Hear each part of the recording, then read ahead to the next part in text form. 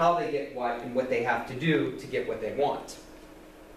So when we talk about building human capital, that's the knowledge, skills, attitudes, and social skills of employees. Education is the building of human capital. Anybody will tell you that. When you buy an employee, you invest in them, you're investing in human capital, and you're investing in your ability to train and develop an individual. You are building human capital in education.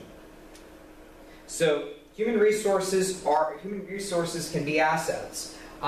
Organizational success can be caused from positive climate, high morale, and strong effort. If all of that exists, the organization is successful, so people become even more happy. If you don't have it, it causes problems. This is one of the big takeaway messages in the BRIC book. Negative climate in an organization happens over time. Human resources do decline in value over time when you have burnout, when you have stress, and when you have distrust. You have to facilitate personal and professional growth to help improve resources over time. But what I think is important is that you're actually using it to do it individually. If we say that we should have education for all, and all of you can write your dissertations on whatever the heck you want to write it on, why can't we do that for schools and for teachers as well? And when you're facilitating personal and professional growth, think of everybody as an individual. So when we look at the dark side of leadership, just be careful you don't go over to the dark side. Blaise and Blaise had one of the greatest studies of all time. 50 teachers were interviewed about mistreatment and long-term abuse from principals, and it was rather current. It was done within the last 20 years, so it's good information.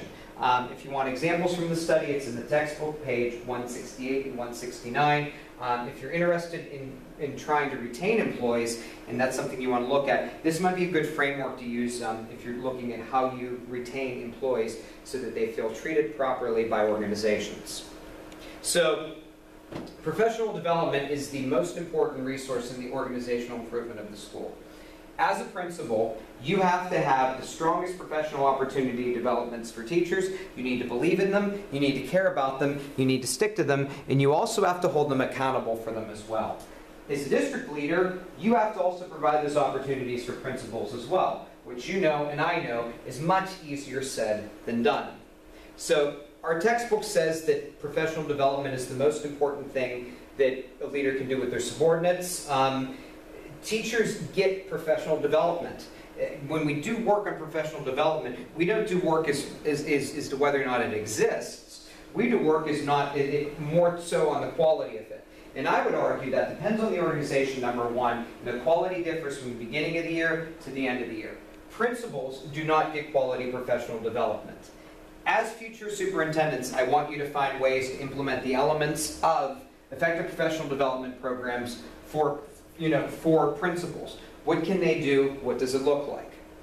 So if we were in this class face-to-face, I would have you sit down. We all know what professional development looks like for teachers. But I would have you sit down and I would have you look at what kind of professional development you can do for principals. Most people will say, well, for practicing principals, let's just send them to graduate school. Let's send them to a university, and that's the professional development they get.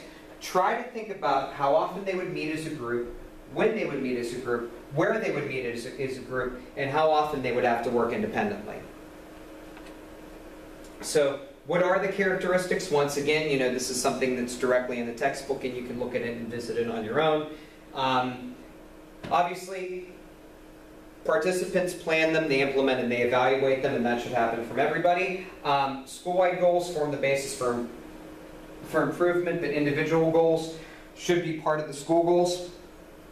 It should be long range, meaning it's planned the entire school year. Research and best practice should exist. Administrative support can be there as well, and that can help improve the organization as well. Since we're working with adults, we need to have the principles of adult learning. We can have research, we need to be concerned and consumed with the research on change, including addressing individual concerns through the change process.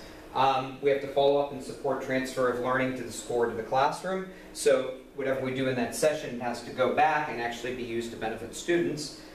We need assessment and feedback where possible. We also have to have professional development that becomes embedded in the school culture. So that's it. Key ideas and key takeaway messages is that human resource management isn't going anywhere. It's a very important part of organizational theory. Different organizations do it differently, and you, as the superintendent, might actually have to create the HR program. Try to think about ways that you want to stay and keep employees in the organization and retain them when possible. Thank you.